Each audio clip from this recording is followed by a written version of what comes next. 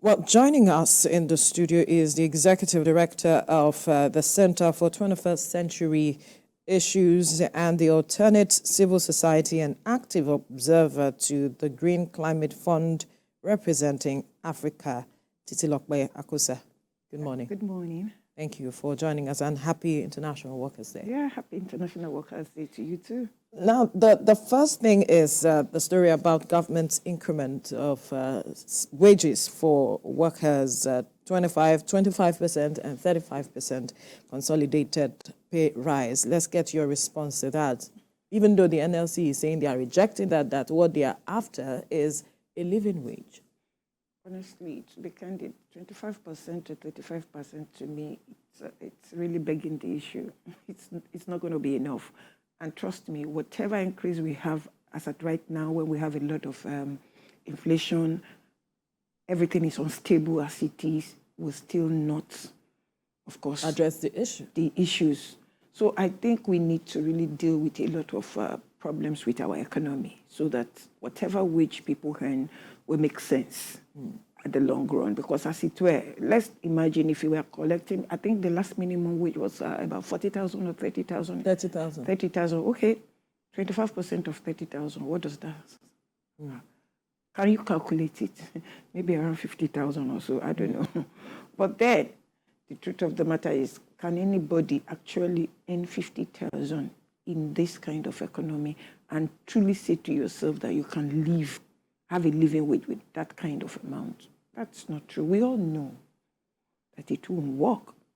So I think that government should still look into it deeply and see which areas in which they can cushion a whole lot of things for workers. For instance, in some states, they have what they call big buses that take people from their houses to the office and every day. So if you have those kind of things on ground, that will ease the issue of transportation in terms of money people spend on transporting themselves to work. And I think there is a whole lot around human resource, HR, that government, I'm talking of civil service now, that they should look into also in terms of, do we have inefficiency? Do we have redundancy?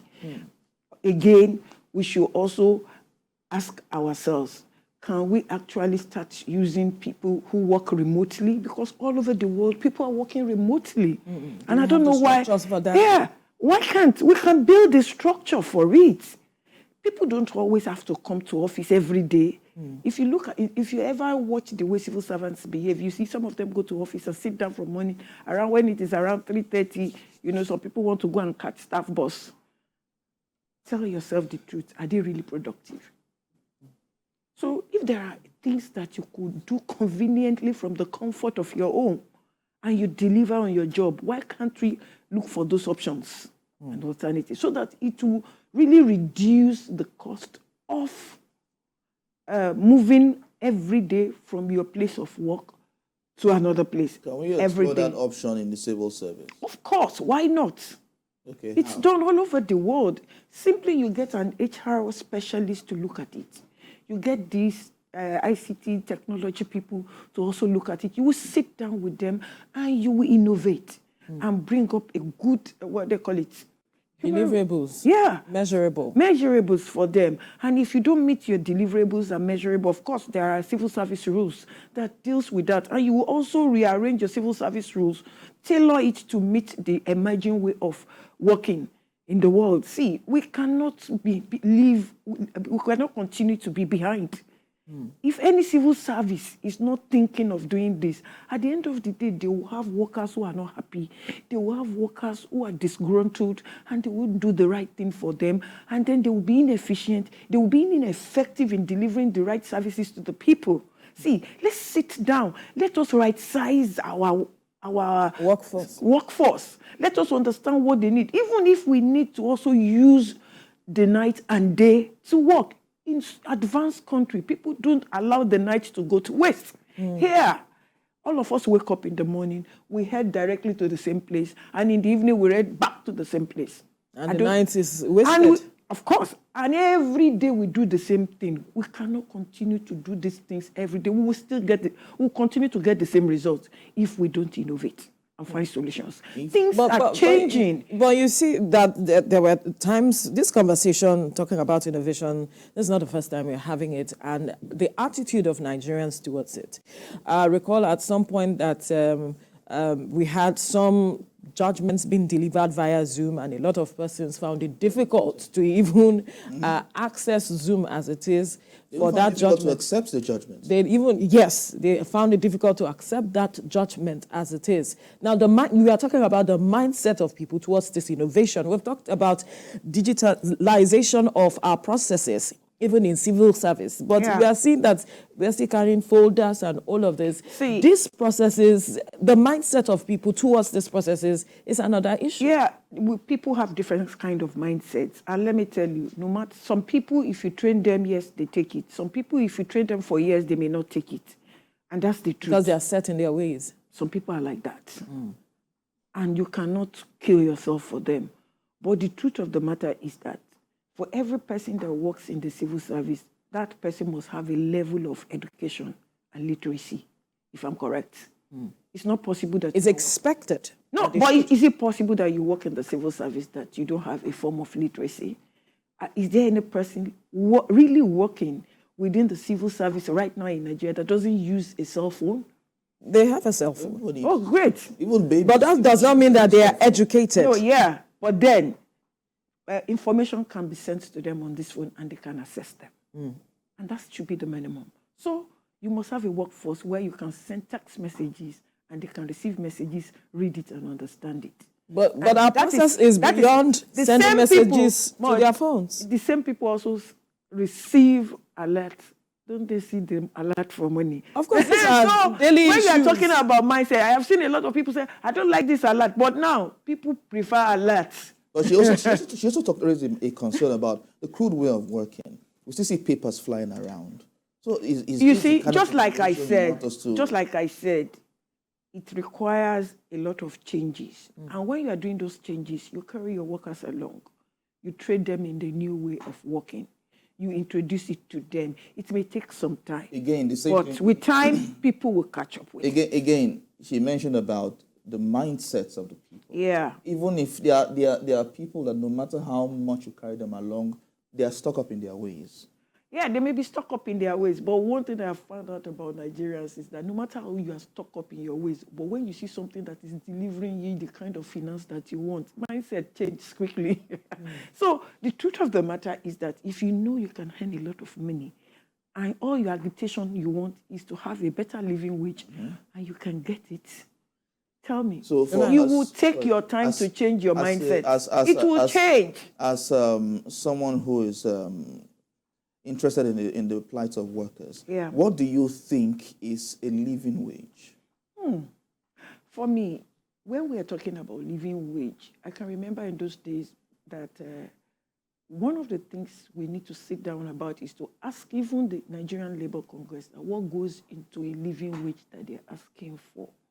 What have they calculated into it to come? I was seeing some figures At flying. a point, they said 1 million naira. People can say anything. See, you can say anything you like, but you must show us the metrics by which you get to that. Do you want to give us a kind of simulation?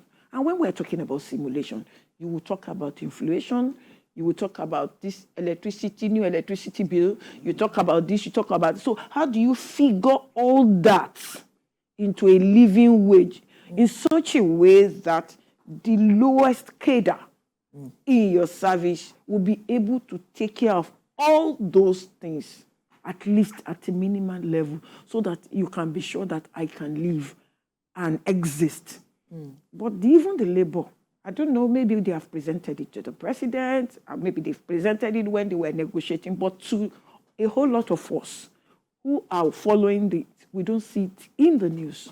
How did you arrive at 1 million or 4 million? Well, we must understand down to about over 400,000 for some states. It's not about pegging down. It's about putting evidence on the table to get to the figure that you put on the table.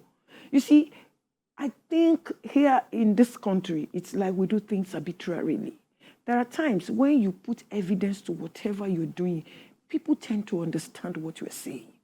People tend to agree with you. But when we start putting figures based on our feelings... Is that what you think Labour is doing? To my mind, I may be wrong. Because I've not seen how... Because they when arrived at that, those figures... because if you say you are negotiating, see, there are processes in negotiation. What are these processes? Okay, this is my position.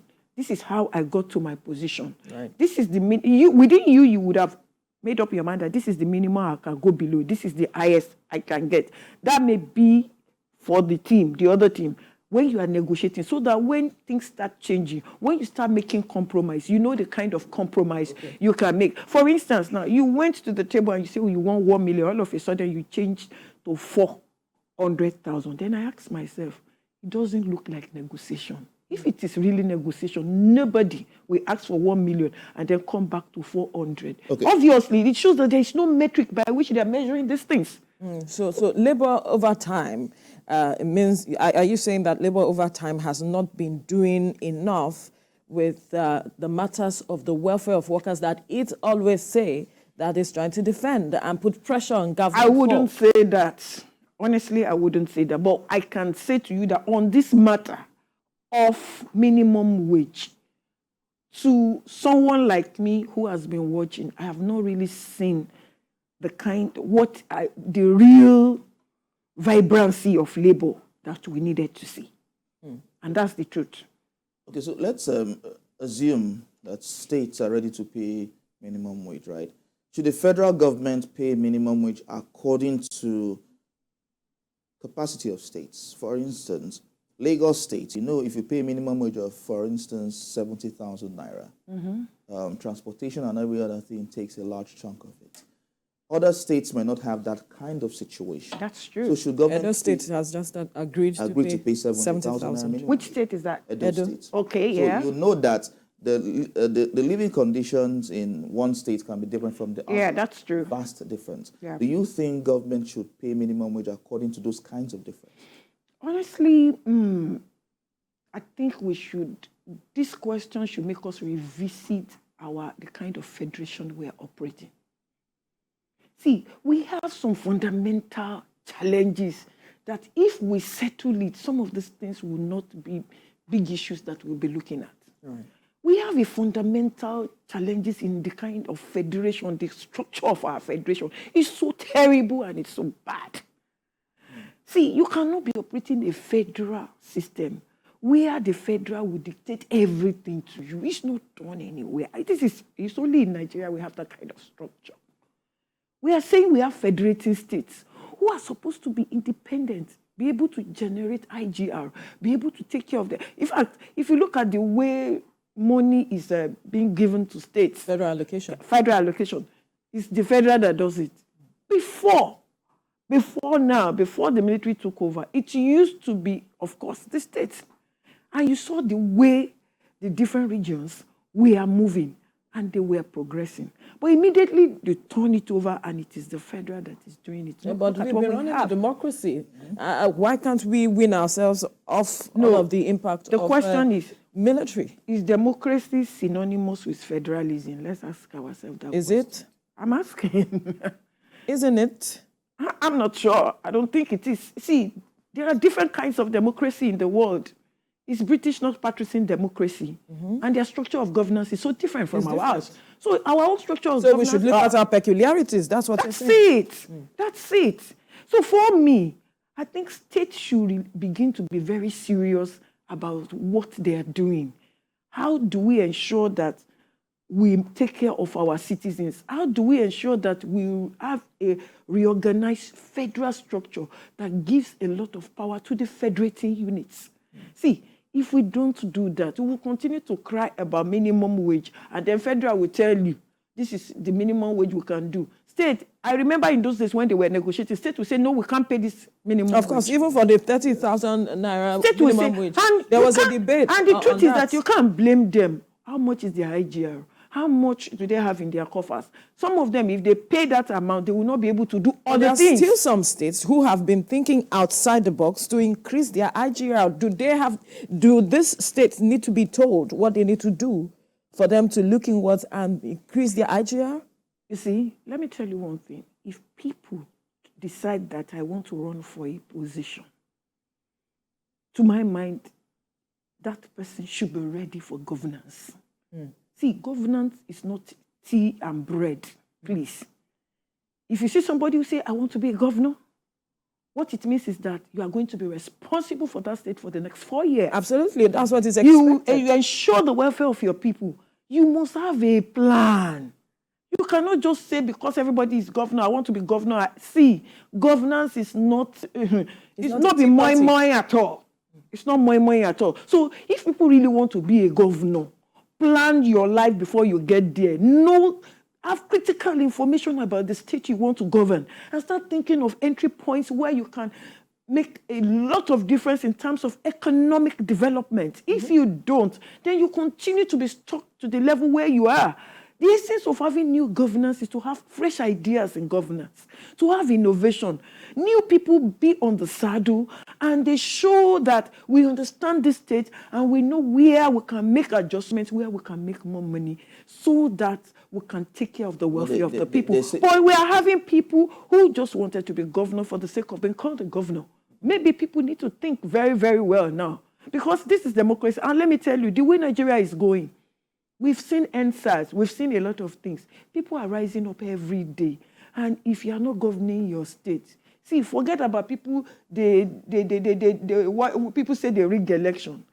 It will come a time that it will be very hard to rig the elections. People will vote you out. And when you are voted we saw a little bit of that in the last election. In the last election, you saw how competitive that election was. Let me tell you, the momentum has started and it's not going to stop.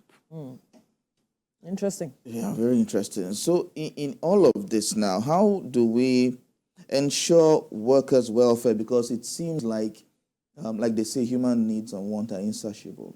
So how do we ensure that workers are satisfied with what they have and the federal government can also work towards ensuring that workers' welfare becomes priority and the economy is doing well for it? Yes, for workers, you said something. They said they will always ask. Everybody is Oliver Twist. You will always ask for more, but it is government that will regulate it based on their reality.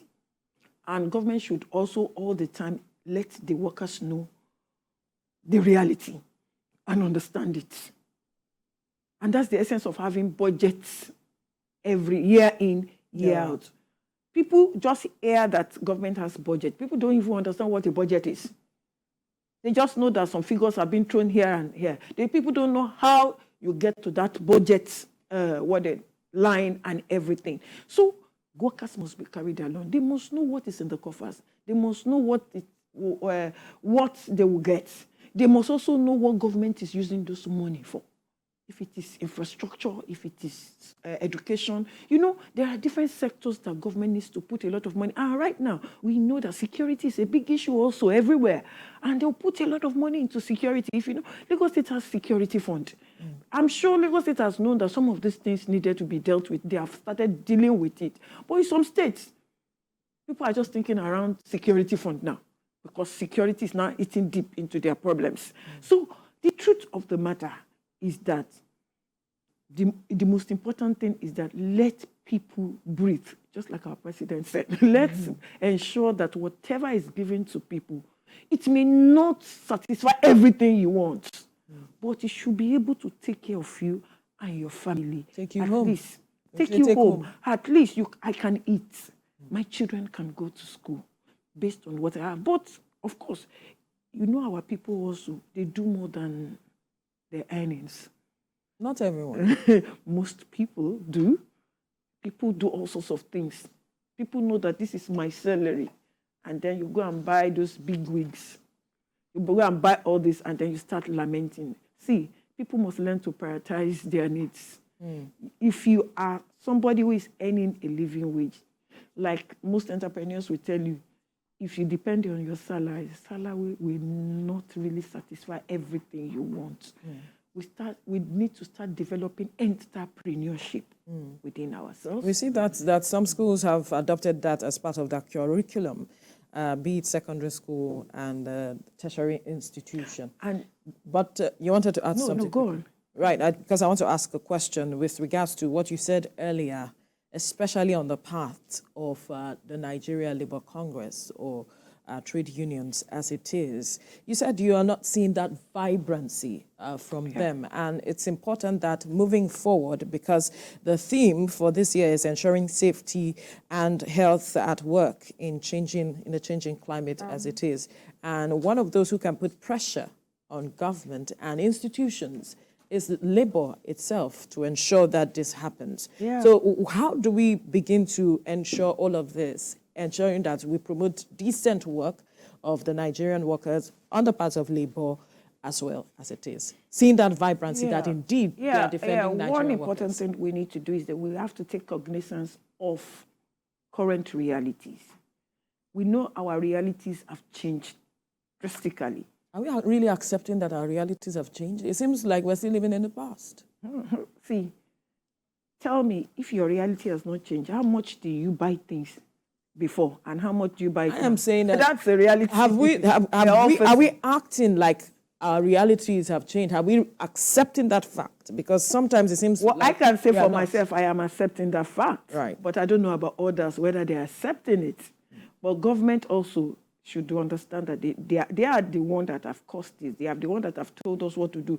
They are telling us this is where we are going, and these are the things we need to do to get to that place. We want to believe them. But as we are believing them, you know, when you are having changes to your economy, there will be all sorts of noises, and this is what is happening. Inflation here, electricity tariff, this, that, everything is happening at the same time. But within that madness, there must be some comfort zone for people to be able to progress, to be able to move along with that kind of changes. Let me tell you, our reality has changed drastically, and we cannot deceive ourselves that it has not changed. So and that's why I'm talking about NLC. If we need decent work, we must begin to put in the right policies to protect decent work. Very, very important. And if we hear the word of that thing, it's in a changing climate. Of course, they are putting climate into it. Climate change is also disrupting a whole lot of things. So what we are saying is that people are now looking at just transition. If there is a whole lot of impact on climate change and people are adopting new technologies to change the way we do things, and then we are saying we want to face out fossil fuel. If you remember about where climate change was about that in COP28, yes, we want to face down. And we know within our economy that, of course, fuel is our main economic state. So we must think differently from the way others are thinking about facing out fossil fuel. We must think of how we balance it with our economic realities. And so if you want to face out fossil fuel, it is something that you must do in a staggering manner. Well, not I something that's that you why do the government is looking just at like that. Compressed natural CNG. Yeah, and all of that those. is a very good way to go. Government is really trying in that area. And I know that government is trying to look for a decent policy framework by which we transit and do things in a cleaner way. And when we say we are going to have cleaner energy, clean this, it means that we need new skill sets.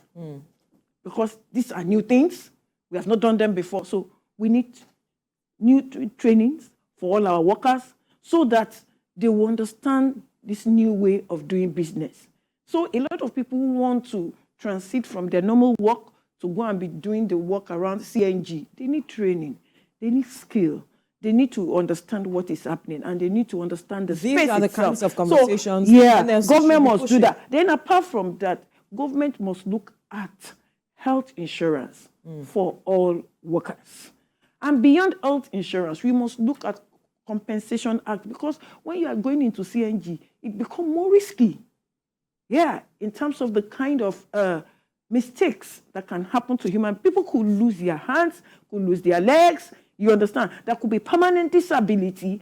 And see, what are the kind of risks that are inherent in this new way of doing business? We must map all these risks and see that we use the right insurance instruments and products so that when people even have some temporary disability or permanent disability, people are compensated in the right way. Absolutely, absolutely. And these are the kinds of conversation This is what we expect NLC to start thinking around. Because if we are talking about decent job, we are talking about green jobs, it comes with new realities. And those realities, we must take account of them.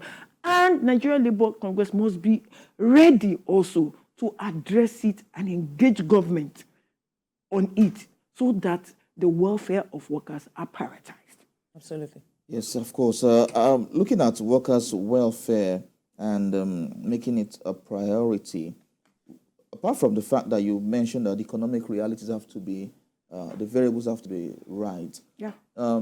What more can be done to improve the lots of Nigerian workers? You mentioned health insurance. Of course, health insurance is everywhere, but you will not blame federal government or state governments alone. Even private individuals have to do it. Yeah. But what more can be done to improve the lots of workers?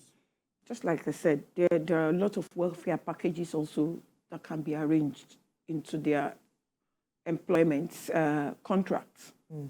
For instance, you must have regular trainings for them. Yeah, and they should not be the one to pay for it. Yeah. To develop yourself. Yeah. You yourself, you may think, okay, I want to do this and do it on your own, but there must be some minimum that must go into your contract. Okay, the barest minimum. Yes, that must go into your contract. That every year you must go for training and retraining. Because if you want to retain your work, see, it's not easy. A worker has been working in your system in the last 5 years. That worker must have understood your system and everything. And then, all because you could not train that person further, the person leaves and go to another place where another person will train that person. So the organization's responsibility to train the worker. That's what I'm saying. I'm telling you, there is some minimum responsibility that all employers must take in terms of training and retraining their workforce. See, if you don't do that, people will leave your organization and then they go. And what does that mean to you? Your organization can move backward beyond what you think. In fact, you may not get the best out of them. That's it. You may not even get, and by the time you start employing new people, they will start learning the ropes. They are just coming in. So let's look at the issue of contract staffing as well. It's a huge problem. You go out to some factories around and you see early in the morning, young men and women standing outside just to be picked to work. How does this affect the mental health of workers? Reframe that question. Of productivity. Okay, productivity yes. of workers, because casualization is one major issue that the NLC or the Labour has even looked at as it is. And we see that it seems like some businesses exploit this, most Nigerians, when it comes to casualization. Yeah. And so they do not get any form of insurance cover as it is, or they do not get benefits of any sort as it is. How do we fight this? I believe that that's what he's talking about. You see, we also need to look at the kind of businesses that we're talking about. You see, going into business right now, thinking back, because I don't earn salary from anywhere. I'm just like those casual workers that you're talking about. And if you lead an enterprise, see, it's not simple to start projecting to pay workers' salaries every month. You see, that's why people run to government. They know that I work or I don't work, I collect my salary. But in those kinds of businesses, if you don't plan yourself right and ensure that you have a better plan to pay people's salary and retain them, your business will collapse. And that's why you see people, of course, do casualization. Okay, come, do my work and go.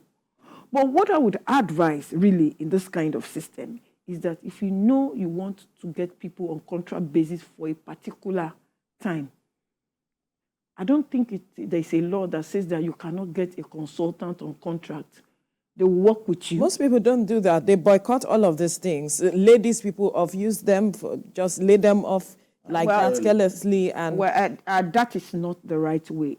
I think there should be policies to regulate that. Very important. Very, very important. Because really, if you get somebody on contract, that must be a contract written. And you that you're entering into that contract, you must know the terms of those contracts. If they are okay for you, fine, do it. If they are not okay. But Nigerian labor laws tells us the minimum things that must be into a contract of. in such contracts. Some don't give contract. Let me give an instance. There was an organization that, was needing some persons to work for them. Yeah. And they said they were not going to give you ID cards or casually. They were just trying to... Yeah, they are not going to give ID cards and all. And that, but you must go to the field to get them stories as it is. And when questions were asked, so how do I identify myself that I'm representing you as an organization? They didn't care because they were trying to protect their image, so to speak. They didn't care because there's a whole lot of citizens journalism everywhere and everybody is getting stories and put it into. See, social media, it's there, it has helped a lot of things to change. You understand? Because that is just based on the kind of example you gave. Another example may be different. Of course. But for looking at journalism, you see, even some of this, our TVC or any of these media outlets always have opportunity for citizens reporting. And I know those who do this citizens reporting for you don't have your ID card, do they? I don't think so. How do you verify those stories? Yeah, but at times they show these stories. I know a lot of people who are citizens reporter for CNN. They put all sorts of story there. Of course, maybe people will really try, the outlets will really try to verify those stories before they hear it. Yes. You understand? So social media has opened that door for anybody to reply any stories. But that doesn't make them professional. I'm not saying it's professional. Nobody's saying that here. Fine. So and I'm also not saying I'm not also saying that it's the right thing to do. All right, we'll continue this conversation when we return from the break. Thank you for staying with us. We've been talking about International Workers' Day. In the studio, we have been speaking with Titilope Akosa, who is the Executive Director of the Center for 21st Century Issues and the Alternate Civil Society, an active observer to the Green Climate Fund representing Africa. But joining us now via Zoom is the Chairman, Nigeria Labour Congress, Lagos State Chapter, Fumilayo Sesi. Good morning. Happy International Workers' Day. Hello. Can you hear me?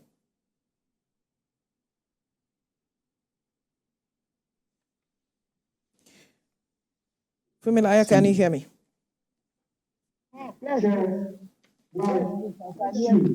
All right. Could you move out of where you are? It seems there's a background noise there so that we can hear you clearly. You can get a better ambience so we can hear you clearly. Now, the question that I will be throwing to you is on this matter of wage increment. The federal government has given a nod for about 25 to 35% increment of consolidated pay rise for workers. But in one of the papers this morning, there are reports that the NLC is rejecting that. Talk to us about why the NLC is rejecting this increase.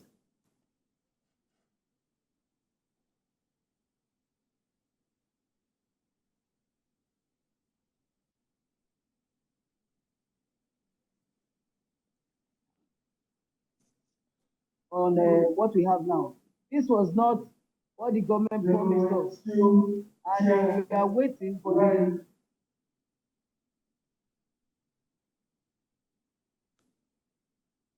Fumilayo.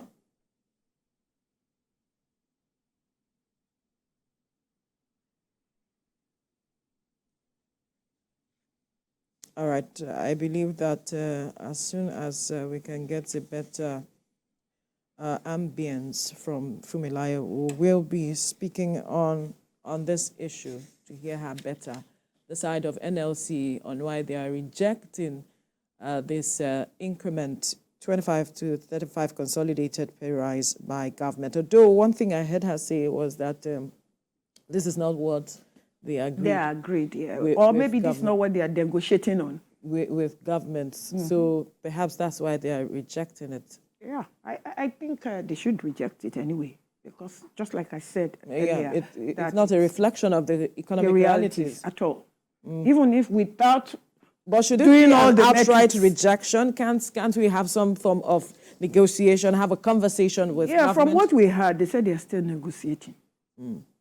But now government has come out to just do a kind of announcement on percentage, not put in some figures. And I think government is also being very clever here, between 25 and 35. So between 25 and 35 means that every state should fall in between that bracket. So some states may accept 25, maybe some 30, you understand? Okay. While some 32. So choose what fits you. That's what you are capable of handling as it is. Yeah. All right. Perhaps we'll have to leave the conversation here.